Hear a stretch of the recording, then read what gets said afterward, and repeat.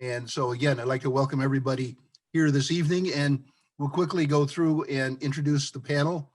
My name is Matt Tabor, member of the Antioch Rotary Club and in the Vocational Committee. I'll go around the squares there. Sue, you want to tell us who you are? Hi, I'm Sue Ryan. I'm a Rotarian. I'm also president of the Antioch Rotary Scholarship Foundation and a member of the Vocational Committee. Thank you. Mike Schwert. Hi, I'm Mike Schwert. I'm a Rotarian with the Rotary Club of Antioch, and I am a member of the Vocational Committee. Thomas? Tom? Tom Jenrick. I'm with Plumbers Local 130, the training side of the union. Thanks for being with us. Steve? You're muted. I always forget that part. My name's Steve Schmidt from the Lake County Technology Campus. I teach the construction skills and management class. Love your background there. Looks great. Thank you. John? I'm John Colfair. I too am a Rotarian. I sit on the Scholarship Foundation, an interview committee, along with the Vocational Committee. Danielle?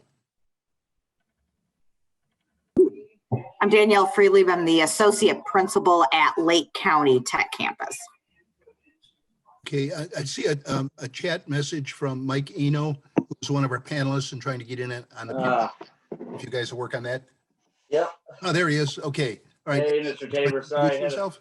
a little technical difficulties here. Sorry about that. No problem. Ed, go ahead.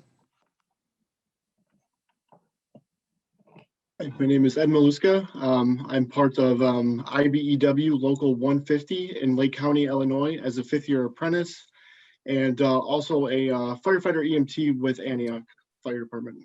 Wonderful. Great. Thanks for being here. Scott? Good evening, everyone. Scott Leverance, Assistant Principal for Student Services at Antioch Community High School. And one of the folks instrumental in getting us on the air here this evening, so thank you. Joanne? I'm Joanne Osmond, currently the treasurer of Rotary and former president of Rotary. Thank you. Dan? I'm Dan Ortega. I'm the apprenticeship manager at the College of Lake County. Thanks so much for being here. Nick? Good evening, everyone. My name is Nick Parrott, and I'm the Marketing and Special Projects Coordinator with Lake County Tech Campus. Shannon? Shannon Locklear, owner of Two Code Plumbing. Okay, thank you. Rebecca? Hi, everyone. I'm Rebecca Holst, Assistant Principal of Student Services at Lakes High School. And Dave? Hello, my name is Dave Wooten. I teach construction skills and management at Lake County Tech Campus. Great, thanks for being here. Mike, glad we got you on. Yeah. My name is Michael Lano. I'm owner at Colette and Ano Plumbing. Okay, and I've got 3 boxes on the bottom. They say community high school, so I'm not sure who's there. Tell us who you are. Man, I think that was our host bot, so to speak. They got us up and rolling, so we should be good to go. But I think Mr. Hamilton is here with us, principal. I am. I'm Eric Hamilton, the principal at Antioch Community High School. Thank you all for being here. I'm having some difficult camera tonight. Okay, great. So those other boxes are not, we don't need to introduce them. Okay, we've got 30 participants here, so it appears we have some folks in the audience who came to find out information.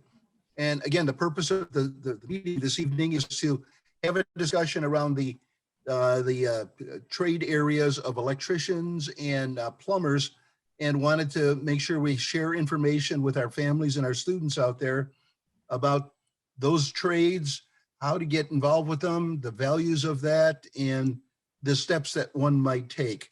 As we move through the conversation, if you have questions, please put them into the chat, and we will make sure that we respond to them at certainly by the end of the evening, and make sure that all of your questions are answered and all of that. So again, thanks everybody for being here. Matt, if I could interrupt. Yes, go ahead. It's important for the people to put their questions in the Q&A at the bottom of the screen, not the chat. Okay, I'm sorry. Thank That's you. okay. All right, so let's get started. Why don't we begin? Tom, do you want to begin and tell us a little bit about what you do and your work? Yeah, I'm a licensed plumber with the state of Illinois. I'm a 34-year member with Plumbers Local 130. Went through the apprenticeship program way back in the day. Served my apprenticeship up at Colette Nano. Worked there for 12 years. Moved on and went to another shop down in Lake Forest, very similar, and worked there the balance of my time out in the field. And then I was recruited to come inside and get active with the training department. I've been there ever since. So I started there in 2000 and I've still going there now. Plumbers Local 130 has been around for 125 years. We have 3 training facilities. One's in downtown Chicago. That's the main training hub. We have a facility in Joliet and the facility that I work out of in Volo.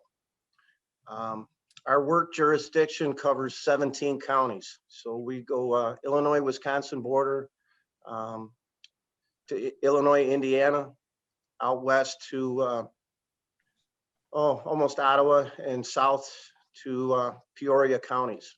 So we got a pretty big area that we have to cover. So we have a need for 3 training centers. A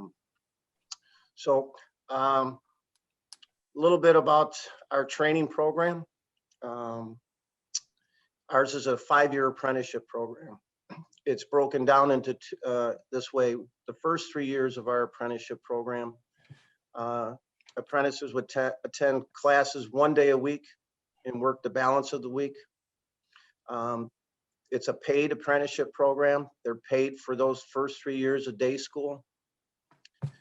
Then the final 2 years, 4th and 5th years, we have night school. They work during the day, and 4th year they attend 22 nights of night school.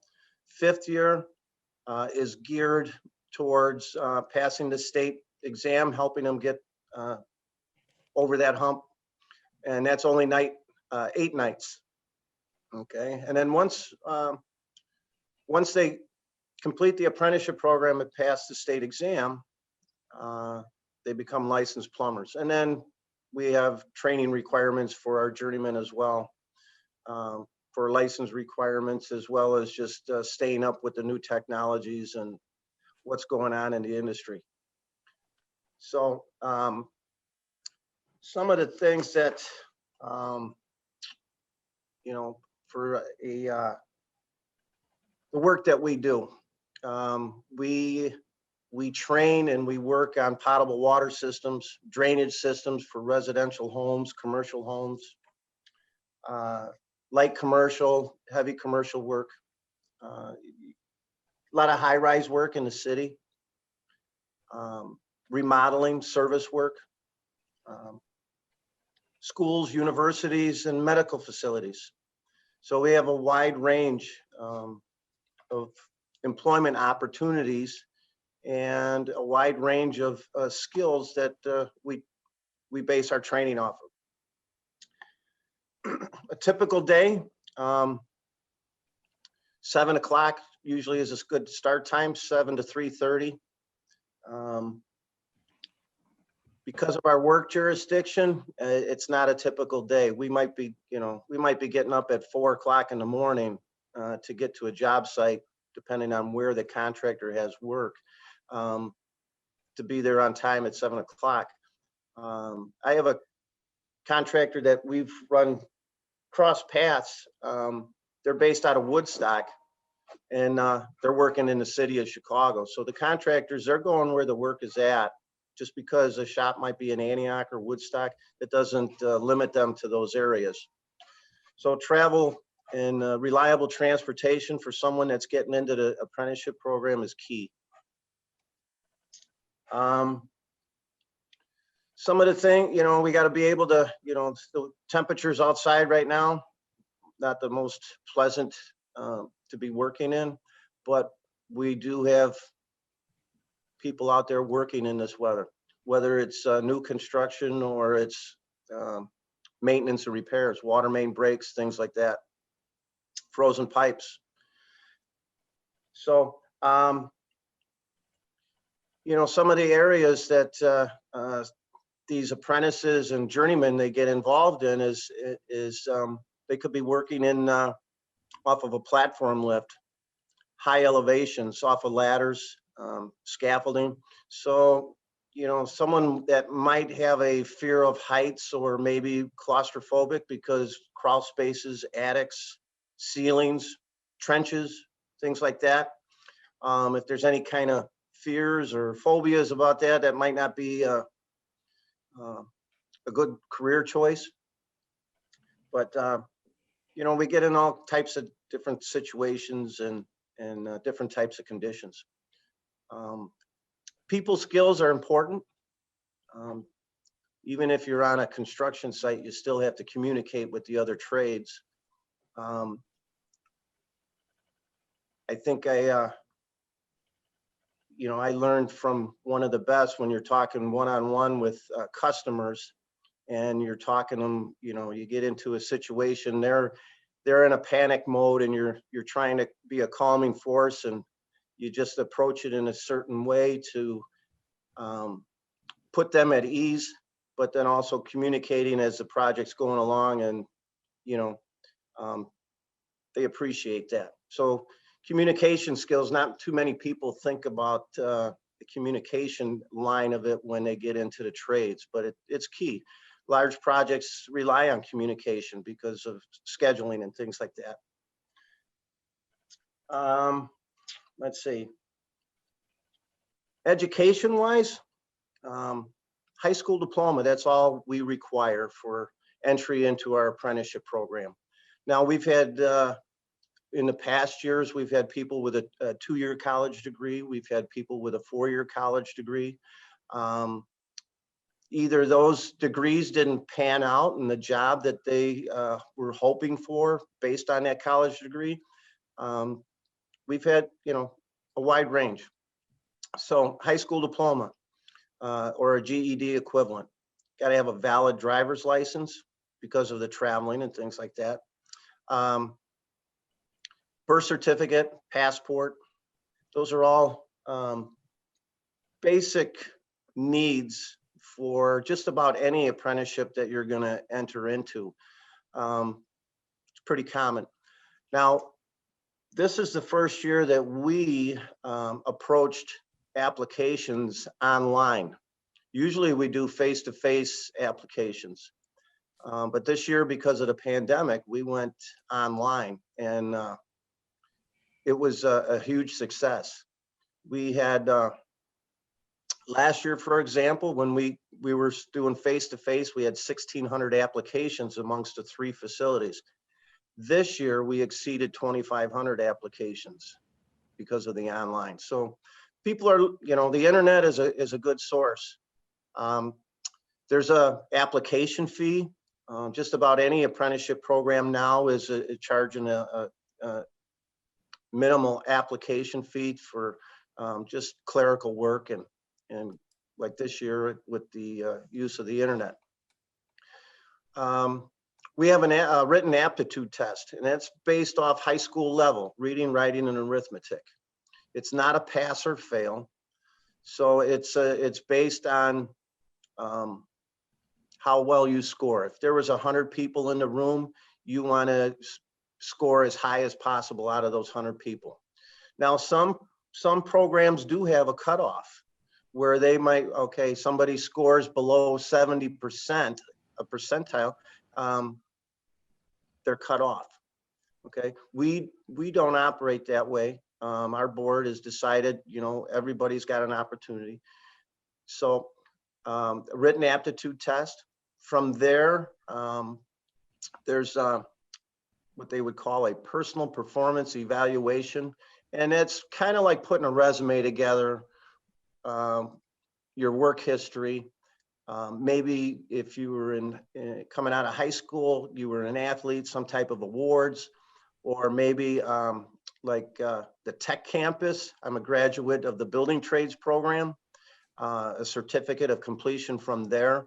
Those are all points that an individual can use, and it helps them with the application process. From that point, I think it's across the board with industry is drug testing. And that's the final hurdle. And then we have a 1 week unpaid orientation. And individuals that are selected come in and they have to attend every day for the 1 week orientation. It's 8 hours. They get an OSHA 30 card, and they get some, we find them employment. So at the end of the week, they're given who they're going to be working for. The week after orientation is completed, they're working for that contractor for that week. And then they start school the following week. And they're assigned a day. It could be Monday, Tuesday, depends on the size of the class. Last year, we, for the Volo facility, we had a group placed for Tuesday, Wednesday, and Thursday. We took in 100 apprentices last year. So the need is there again this year. This weather is with the snow and things like that is slowing a little bit of process. The pandemic slowing things down a little bit, but the contractor base still has a need for young, eager apprentices. Okay, so apprentices skill level, you know, they got to be able, they got to have problem solving skills, if you want to call it a skill, problem solving skills. They got to be able to like to work with their hands. They got to be self-motivated. They can't just sit back and you know, rely on someone to always be directing them. They got to see as they learn the trade, they got to see like the next move, the next step. They got to be aggressive, but they got to be able to like what they're doing, because if you're just coming into a apprenticeship program to get into the trades and kind of use it as a, and we've had this, a stopgap, they think this is what they want to do, but they haven't really thought it out. They don't last. So if they're really interested and they've really done the research about the construction trades, they'll succeed. Beyond that, you know, likes and dislikes about the job. Well, look at the weather that we're dealing with. That's a negative. Most of our apprentices are working during this time, but we do have some that are on large housing projects that they're snowed in, so they're not working. The guys that are that do the service work, they're busy. They're throwing out pipes. They're, you know, fixing heating systems, things like that. Some might, as a negative, being on call, you know, so on the service side, you know, you have a pager or you have the cell phone for the weekend duty, and, you know, it kind of puts your life on hold a little bit, but some come across as a negative, and there's others that they don't mind it.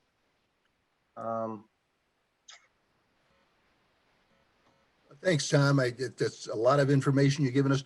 I know you sent me, when we were talking about this, a video that you had that was too long and too large to broadcast this evening. I wonder, do you have the login information? Maybe we could add that to the chat and make sure that folks could take a look at that, or yeah, and I actually, the website, right? Oh, I'm sorry. I actually got, there's a number of high schools that are still having like this here virtual career fairs. So we put a short video. So what I'll do is I can send that to you. It's basically, it's a 5 to 7 minute video with 2 apprentices that we interviewed, why they chose construction, plumbing. One's a young lady and the other one's a young man. So I can send that to you. That's a lot. That's great. I think that'd be something interesting for the folks interested might be able to get on. Yeah, I Takes a lot think of I time. sent Gives it. a lot of information there. Now, we did have Brian Sorensen from the local 150 of the Electricians Union and the apprenticeship program was not able to be here this evening. So we were lucky to commandeer Ed into joining us at the last minute, and we certainly thank you for being here. So if you could share some thoughts from your perspective. Yeah, just wanted to say thanks for having me here tonight. I am a fifth year with IBEW Local 150 in Lake County, Illinois. Almost at the tail end of my 5-year apprenticeship with about 3 months to go. You might ask me, why did I get started in doing this and how did I do it? So about, we'll say a little over 5 years ago, I had an outlet in my house that wasn't working, and I'm like, I can do it and stuff. It shouldn't be that big of a deal. And tried doing it myself with no experience, and I actually got shocked. And I was like, well, that's weird, you know? So it was kind of funny. It was a learning experience and everything like that. So I had a buddy of mine that I called after getting shocked, and I was like, you know, what happened? What did I do wrong and everything? And so he kind of explained to me whatever. He came over to my house and showed me what I did and like fixed the problem. And as he was there, he was just saying all the cool different types of jobs that he had been on and everything that he was doing. And I was like, man, this sounds like something that I really would like to do. At the time, I was just working a couple little part-time jobs. Nothing where I thought that I could grow or like expand my knowledge. It was kind of almost bored. So he helped me contact the right people with IBEW Local 150. And I submitted an application that would have been, so our application process runs from mid-October into early February. So I filled out my application, went through all my documentation, high school transcripts, everything like that, birth certificate and whatnot. And about a couple weeks later, after filling out my application, I was invited to take the general knowledge or the aptitude test. At that time I did. There was still a little bit more of a waiting process after that, and was contacted back to go in front of a 10-member committee at the hall that basically interviewed me and, you know, wanted to know my interests and everything like that. One of the things that I really do like about the trade is that I get to work with my hands every day. I'm really big into like antique classic cars and whatnot. So finding a job where I wasn't going to the office every day, doing something different all the time. From a second-year apprentice, I would be working, I remember as a second-year apprentice, I was at Six Flags working on a brand new roller coaster. And later that year, in my second year, I was working at a hospital later on. So the diversity of electrical field is actually really amazing because there's so much things that you can do. Everything from building a brand new house in a subdivision to working in a commercial manufacturing facility, we'll say like Amazon. So there is definitely a lot of room to grow. Every day has been a new learning experience and sometimes a challenge and stuff because, you know, you're coming and working with individuals, different types of journeymen that have 30+ years of experience. So as an apprentice, some of the best things you can do is have an open mind, get to work early. I know Tom was saying our apprenticeship is pretty similar in the sense that we normally start work from 6 in the morning till 2:30. Some job sites are a little bit different where you might start and work from 7 to 3:30. But one of the biggest things that I would say as an apprentice is just having a good attitude, being asking a lot of questions. There's no wrong question to ask. And another big thing too is like having a good appearance, because a lot of times when you're in the trades, you will be going to individuals' houses or places of business and everything. And not only are you representing yourself, but also the company that you work for. So you want to have, you know, all those thoughts too. Just a little bit about our apprenticeship that I can talk about is that it is a 5-year program. It is also an earn to learn or paid. So you start out as the first year at the lowest pay scale. And as you go through classes and become more knowledgeable and get hours and everything like that, you get pay raises according to that until you top out. We have 8,000 hours on the job training as a minimum. Most of us, when we do top out after our 5th year, have well over 10,000 hours of working on different types of electrical equipment, everything from things in your house to bending pipe and pulling wire. And our apprenticeship has night school only. We had a hybrid before, but they went to night classes. So 2 nights a week after work from 4 to 7 p.m. will be night school. And it can range anywhere from Tuesday to Thursdays or Mondays and Wednesdays, depending on the instructors and the classes that are being offered at that time. Our hall is located in Libertyville, Illinois on US 45. And at our hall, one side of it, we have the Lake County JATC, which is the Joint Apprenticeship Training Committee. And that is there, the apprentice side, where apprentices can fill out paperwork for applications. That's where all the classrooms are, and instructors will teach. And then on the other side is the hall side, where all the journeymen will go to fill out their paperwork for work and whatnot. I will say that my apprenticeship has gone by super, super fast. It feels like just yesterday I had started as a first year and knew nothing.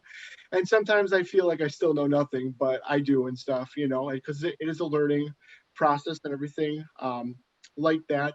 Some of the cool things that with, you know, becoming a journeyman here in the next couple months is that there's a lot of opportunity in the electrical field.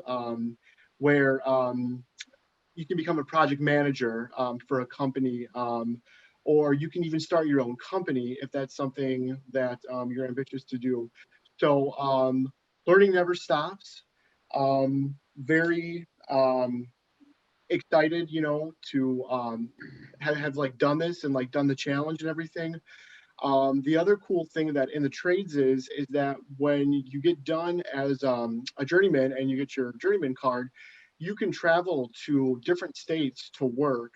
You're not just limited to working in the state of Illinois or whatever. So if that is an option where, you know, your family or something, you have to move or whatever, then you have, I look at it as a resume to all of the states, you know, to where you're qualified to pretty much do, you know, anything in Illinois that you would be, let's say in Wisconsin or wherever state you choose. One of the final things I'm going to say is that it's nice that driving through Lake County, because that's where, as an apprentice, for us at least, we're kind of limited to working in Lake County in that jurisdiction until we become full-fledged journeymen. And it's nice driving through the county and saying, oh, you know, I worked on that school. And I tell my wife this all the time, and she's like, oh, you know, she's like, oh, that's so cool that you got to build this. And I, you know, anything, like I said, from schools to hospitals and everything else. And right now as a 5th year, I'm actually working down at a manufacturing plant in Waukegan, and they are actually making part of the COVID vaccine, and we're hooking up all the vessels with power and doing all that. So it's kind of rewarding to see that like your work is helping multiple people that, so I guess everybody who's going to get the vaccine will say or whatever, it's kind of nice to see that, like, you know, by you helping that company with like your skill set and everything can help so many other people. So if you're interested in anything electrical, like figuring out circuitry or motor control, anything about like why, you know, lights in your house will flicker or anything else, and you like to work with your hands and you're motivated and have a good attitude, it might be a good, you know, thing to join the IBEW. Great, thanks, Ed, really appreciate it. Now, Brian Sorensen also provided a video that was specifically about the apprenticeship program. and we'll make sure that you all have access to see that to anybody who might be interested in that. So we'll move along. Matt, just to jump in for 1 second. Go ahead, Scott. Yeah, I'm sorry. Just to jump in for 1 second. I did put a link to that video in the chat. Okay. So Mr. Sorensen sent that over to us, and that is a great resource for families to look at as well. Our chat isn't visible in the recording, so the URL folks can find that at is bit.ly, bit.ly/Rotary 117 electrical, Rotary 117 electrical. And that's in the chat for the participants that are here live tonight. Thanks, Scott. And again, Ed, thanks for your comments and for joining us at the last moment. And you did a great job. We appreciate it. So perspective from people in the field and doing the work out there. Michael Ano from Colette Ano Plumbing. Glad to have you join us. Yeah, thank you for having me, Matt. It's cold out there. You know, being a service plumber, we do a lot of work in the field, a lot of work in the field, a lot of thawing of pipes and drains and everything these days. Since the start of COVID, it seems like a lot of the bigger projects have kind of went towards a standstill. So at our shop, at least the service work is kind of our bread and butter that keeps us going. So we're out there, doing what we can in this weather to service our customers and do things. It's, the job itself is, to me, very rewarding. Anyone looking to get in the industry, I highly recommend if you're, young, eager, and ready to learn the trade. Plumbing's awesome. It's every day, it's something different. You get to deal with people, help them with their problems. And, I would encourage anyone, looking to get into it to start young, learning a trade as young as you can. My father taught me. He, sent me away to college because he wanted me to go to college. But I always think, if I would have started right out of high school, it would have, excelled me that much further. So, college is a good thing, but, it's not necessary to be in the trade. So, anyone who's interested should start fresh and, learn as much as they can. So. Great. I appreciate that. And you and your company have kept the water flowing at the Tabor household and was at the school, keeping the toilets running there too. Thank you very much. Shannon from Two Code Plumbing. You could share with us some thoughts. Yeah, so I didn't get into plumbing the traditional way. I actually did 24 years in the military, and it wasn't a helmets to hard hat thing. I got out of the Navy. I retired in 2008. We settled here. Kids went to high school at Antioch, and I needed to do something. So I got on Antioch Fire. I'm a doer, and I got to be doing. And I'd always done plumbing in the Navy, and I just said, hey, I'm going to just get, my apprenticeship. And I petitioned the state, and based on my military, 24 years of working, they waived 2 years of my apprenticeship. So the state brought me in as a third-year apprentice. I already had a retirement and stuff, so I didn't go union. I just worked for a small shop, guy and his son, and out of Libertyville, and they brought me in as a third-year apprentice. I did 2 years, and what I would tell you is, any of the trades are great opportunities if you have an entrepreneurial spirit about you. And that's what I always had that. I knew I was going to have my own plumbing company. I knew it without a shadow of a doubt. I literally did 2 years apprenticeship, took my state exam Results came in on Friday. The following Friday, I incorporated Two Code Plumbing as an LLC. I immediately, I mean, I was within a year, I was doing projects. I mean, a lot more money than I had ever dealt with. And I just like running my own business. Like I'm working literally right now.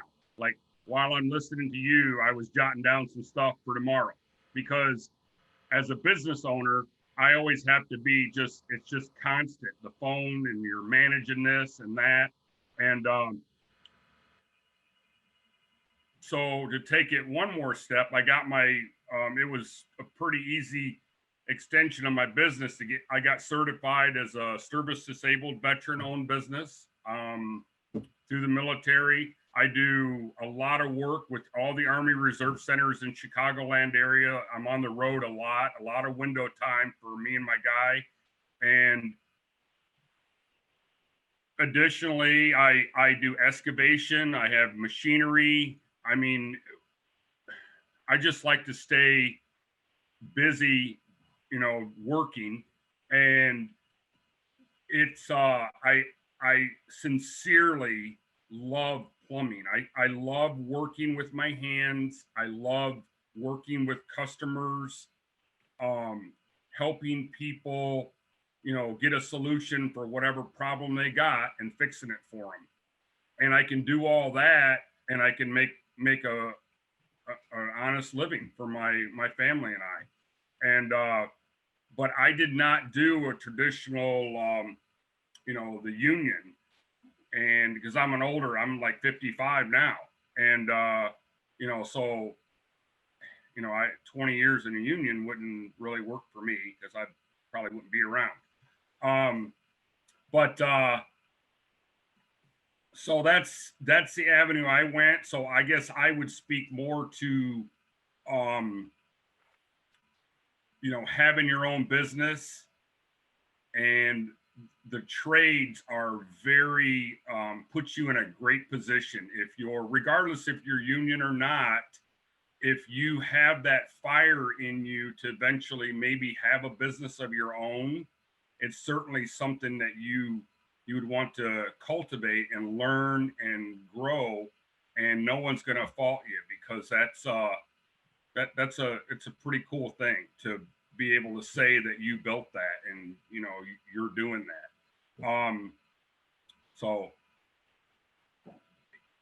Okay, Yeah. Shannon, thanks so much. I don't want to cut you short, but we do want to kind of keep the thing moving, and appreciate your passion. Now, we've heard from folks about the apprenticeship program. We've heard from folks in the field and all of that. Let's talk now a little bit about how do you get there? How do you get started? How does the education system help you with that? And let's move on to the folks that we have joined us this evening from the tech campus. We'll have Steve Schmidt, construction skills and management instructor at the College of, at the Lake County Tech Campus. Steve? Yeah, thank you. And good evening, everybody. As stated already, my name is Steve Schmidt, and I teach the construction skills and management class at the Tech Campus. I've been an instructor there for over 30 years and have enjoyed every minute of it. It's been a rewarding career in that sense also. I did come from the field, so I have experience in the construction trades as a carpenter, and left there to become a teacher. So that's kind of my background there. As far as your audience or the audience is concerned, probably the biggest thing I can tell you about our school is a great opportunity for you to explore and dabble in some of the construction industries that might be available for you. We deal with 4 primary areas in the construction skills and management class. We deal with plumbing, electrical, HVAC, and of course carpentry. So if you're interested in one of those areas, we can certainly give you some very basic information and core skills to take you to the next step, which might be, having your own business like some of these other people are talking about, or joining the apprenticeship program and moving on into the union aspect of things. So,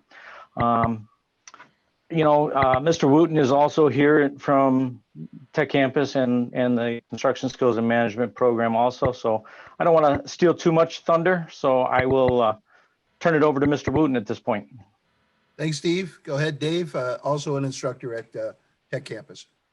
Thank you. Well, Steve and I co-teach together. My name's Dave Wooten, and I have a background in the field as well.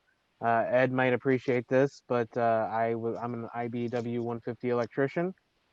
They got hurt on the job back in '06 and had to find something else to do. And this is my first year at the Tech Campus, but I am enjoying it very much, even with the unprecedented times that we have now. But we're getting some very crucial information out to the students all the time, even in the remote format, and we're starting to have students come back. So that's kind of nice. Mr. Jenrick was actually nice enough to come and talk to our class. Was that last week, I think? So we've been trying to get, especially in this remote setting, we've been actually asking a lot of the apprentice coordinators in different trades and different schools to come in and talk to our students specifically to give them a heads up on some of the skills they would need going forward. Mr. Schmidt, is there anything else that you would like to kind of add to that? Or if you guys would like us to go into more what we do in the classroom, we can do that. The only thing I'd like to add is, again, for the audience, the things that we are teaching in our program area are what we consider lifelong skills. These are that if you're coming to the Tech Campus to take our program, but then after maybe being in the program or living life a little bit more, you decide that maybe the trades are not exactly where you want to be. It is something that we can always use in our later life, and so it's a great opportunity to broaden your skills for lifelong skills. So that's really all I needed to say, Dave. Mr. Wooten. Great, thank you so much. Danielle, as assistant principal, anything you'd like to add to the conversation here? Sure. For anyone out there who doesn't know, Lake County Tech Campus is an extension of all of the high schools in Lake County, including a couple in McHenry County, where students can have an opportunity, generally in their junior or senior year, to come and explore career programs with us. A lot of our programs come with certifications. Some of our programs you can walk out and get a job. Like Mr. Schmidt and Mr. Wooten said, their program is a great place to investigate if you are interested in something associated with the construction skills and management, including electrical and plumbing. So if that is something you think you want to investigate, speak with your counselor at your high school about how that might fit into your class schedule in your junior and senior year. And if you ever have any questions about us, feel free to reach out to either myself or Mr. Nick Parrott, who is also here with us. He's our marketing and special projects coordinator. And you can always check out Tech Campus programming at www.techcampus.org. Great. And then we'll move right to Nick. Thanks for being here. All of my colleagues have hit the really great talking points already, so I don't have much to add on top of all of that. But as Danielle said, if you are interested in attending Tech Campus, head over to our website. That's techcampus.org. There you can also find our virtual tour where you can actually go in and specifically explore our construction skills and management space. It's a huge lab space. You'll actually see that there's a full house currently built inside of our building.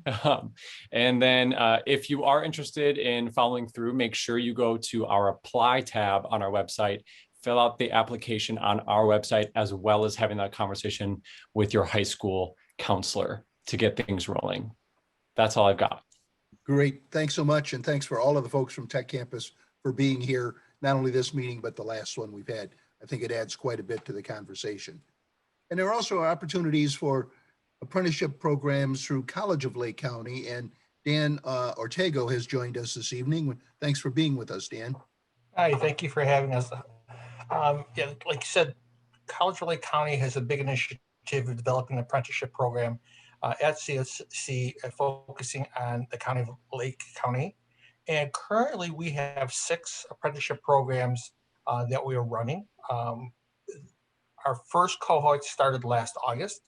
And the 6 programs are automotive, collision repair, business, healthcare, horticulture, information technology, and manufacturing, which includes CNC, HVAC, and automation, robotics, mechatronics, or ARM. I think one of the things you're looking at in this is that in any apprenticeship program, it's a learn to earn model, where basically students are working and going to school at the same time. So they're actually putting their skills, what they learn in the classroom or in the lab, to use in the companies. The programs at CLC, all but one is an associate degree, which is anywhere between 2 years and 3 years of work school. We go year round, so it'd be 6 to 9 semesters of schooling with work included in that portion. So how some of our programs work is the student or the apprentice would work 3 or 4 days a week and go to school 1 to 2 days a week. Reduced class loads, typically it's 9 credits and sometimes as high as 12. We also have one program where the students will go to school full-time for 8 weeks and then work out in the work site for 8 weeks, and we'll do that as a rotation period for a number of I believe it's 9 semesters doing that. So what's great about the apprenticeship program is that you're working, earning money, the employer is paying for the tuition. So basically, if you're looking at a factor of cost to getting an education, the employer is paying for the tuition, books, and fees as you go to school, plus providing you a salary as you go through the program with incremental increases throughout the program as your skill sets increase, your knowledge base increases, and things like that. So what basically does do employers look for students, and what's their responsibility as part of the apprenticeship program? First of all, it's what we call employability skills. Someone who is has the ability to manage time, who has the ability to get to work, interact with people, communicate with people, learn, accept feedback from from their supervisors saying, here's how it needs to be done. So it's the type of things that you typically don't teach in school, but those are soft skills that we have, and we support the apprentice as they go through the program and through the application process on developing those soft skills and attending some workshops or meeting with our staff to make sure that they're at a point where they know what they're getting into. Also, what they're looking for is that someone who is continuing wanting to learn, someone who has a strong work ethic. A lot of times students coming out of high school are not used to getting up at 7 o'clock in the morning, being able to, or 6 o'clock in the morning, getting to work on time, working 8 hours a day, and then in some cases maybe going to school in the evening time or going to school one full day to get all their classes in. So it's really a structured time. It's a work ethic time for doing that. I think the other thing that, and I see when an apprentice that we work with, and we have 21 apprentices across 5 programs and 9 companies right now, is that it's not just the apprentice going through the apprenticeship program, it's the family going through the apprenticeship program, because their life has changed. They're now going from, I am focusing on work, I'm focusing on school, and life happens. So how do I balance that all together? You're looking at anything from a 2-year commitment to a 3-year commitment in the academic setting, plus another 2-year commitment upon completion of the apprenticeship program. And that affects everybody. That affects the family. We have student apprentices who are right out of high school, doing a great job, and they're saying, this is something I never imagined doing. To apprentices who are 59 years old, going through as career changers, saying, this is the best thing in my life. Where was it 15 years ago? So a lot of it has to do with the support from the family as well, being supportive of that, understanding that the person participating in the program has to study, has to get sleep. It's for that person in the program, those 3 to 5 years are really focused on providing a foundation for them to be very successful in a career going forward.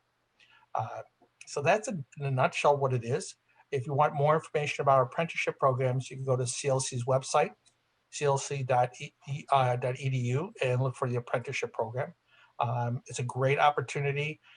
Currently, like I said before, our programs are in automotive collision repair, business, landscape or horticulture, cybersecurity and IT, and then manufacturing, CNC, automation, robotics, mechatronics, and HVAC. We are recruiting now both for students or applicants for the program, and as well as for employers looking to be part of the apprenticeship program. And I can answer questions later. Thank you for your time. Thanks, Matt. Thank you so much, Dan. From the high school level in Lakes and Antioch High School, Scott, Rebecca, do you have some thoughts to add?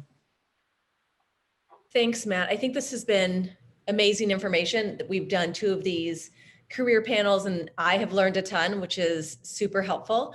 I do see in the chat a couple of individuals have answered the question about salary range. And I think that that's something that I know that that's something that our students are interested in. So it sounds like the first year apprentice, that ranges anywhere from $16 to $18 per hour. And then the journeyman, that increases substantially from in the 40s to the 50s, $50 per hour. And then that includes benefits, which is super helpful. I know that sometimes a high school student doesn't understand the medical, eye and dental and retirement plans the way that we do now as adults. But if they do, if they would just take our advice on this one topic, benefits is a pretty significant addition to a salary. So for any students out there that are listening, all high schools probably work the same way, that if you partner with a tech campus, you are going to choose to attend tech campus when you do your course selection. I think that's really important for students to know, that you have to kind of plan ahead. All high schools have what we call a 4-year planner worksheet, where you can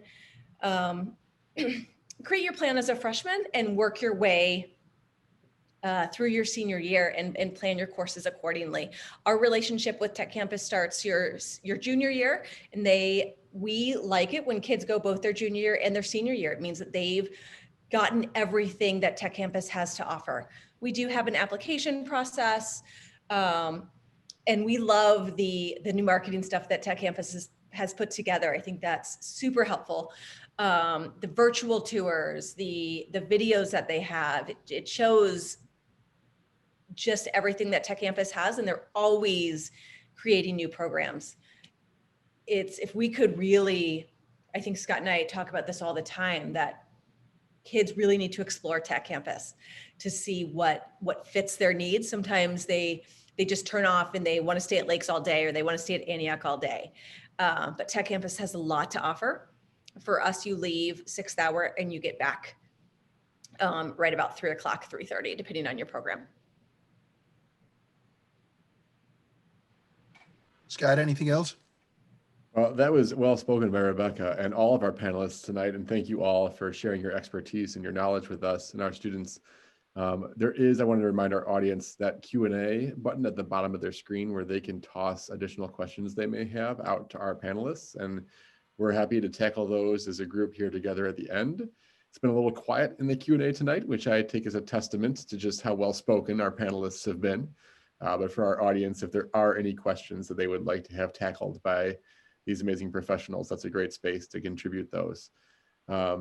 Rebecca spoke really well to that. I think we do have some great partnerships with the Tech Campus, and we're thankful for the kind of educational opportunities that they afford our students that we just can't offer in-house. We don't have the same kind of means that they do in that regard. And so wonderful opportunity for District 117 students to be able to get that programming over there. I think worth noting is that there is several college and career planning tools within a software called Naviance that we partner with. And through that process, our counselors work with students, but students can access and do things independently as well to further explore career opportunities, look at how their skills align with different possible careers in the future, and get a further sense about some of the scope of different careers and the educational needs of those. That includes trades as well. And so certainly that can be a resource for ideas about trades in the plumbing and electrical fields, but also this kind of audience and this kind of spoken word understanding of what those careers are in reality is amazing and a fantastic resource. So thank you again to all of the professionals here tonight with us. So I think we heard this evening about a couple of exciting, quality and rewarding careers that folks could get into that also have a good financial. You can have a good living getting into these areas and all of that. So don't sell anything short. Consider it, students that are out there, and any way that we might be able to help you. One thing we'd like to share with you from our Rotary Club is some financial opportunities that we have. We have a couple of levels of scholarships available. We have our vocational scholarship, which students can apply for that, and we would consider what kind of financial help we might be able to supply and what you might need. It might be to a trade school. It might be, there's costs involved in an apprenticeship program. There's costs maybe involved in just the application for the apprenticeship program, or maybe you need tools, or maybe whatever you need to get into the area that you're looking into. Those applications are out at the guidance office at the high schools and are due in by March 1st, if you could please get them into us by then.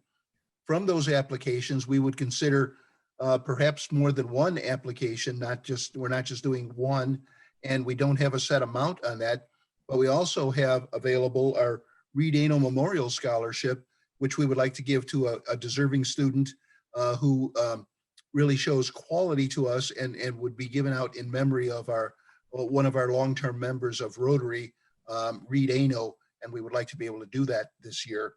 We also have from a Rotary district level, 6440, they do 10 scholarships within the Chicagoland area of $1,500 each for students who are going into a non-4-year type program.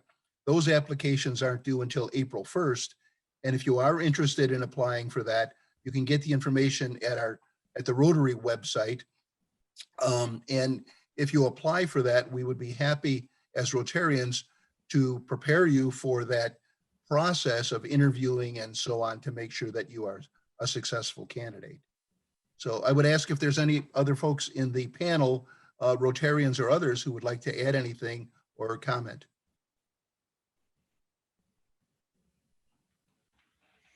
Nope. Okay. If any questions come up through the Q&A, I don't think so. Just one that I think Nick responded to the individual about, and just pointing them to the Tech Campus application. That person wanted to know if students needed to attend both junior and senior year. And while students are welcome to the Tech Campus both years, they are welcome to attend senior year only if they're already a junior and want to jump in for senior year. That is totally feasible. So. And I'd also like to give you the preview then of what's coming up. We have 2 more of these career panel discussions scheduled for this school year. The next one will be on March 17th and will be careers and trade in the manufacturing area. And April 21st, we will focus in on health services. I think these are, we're very excited about the potential that these have and the opportunity for students to be able to look at these and consider them at a future date. So you can get them through the guidance office. We're going to have these available at the Rotary website, and we're also going to have them be able to get them through the library. So if you'd like to see this again, because you haven't, didn't remember something or whatever, and again, this is something shared with your family. These are family decisions you're making, just as a college decision might be a family decision. Go into it with your eyes open with the information that you need to be successful. And we're very happy that you participated and joined us this evening. So anybody else have anything to add? I'd like to thank you all for being here, and did a great panel. You did a great job. And I think we got a lot of information for the students out there who are considering going into these fields. Thank you so much. And with that, we'll say good evening.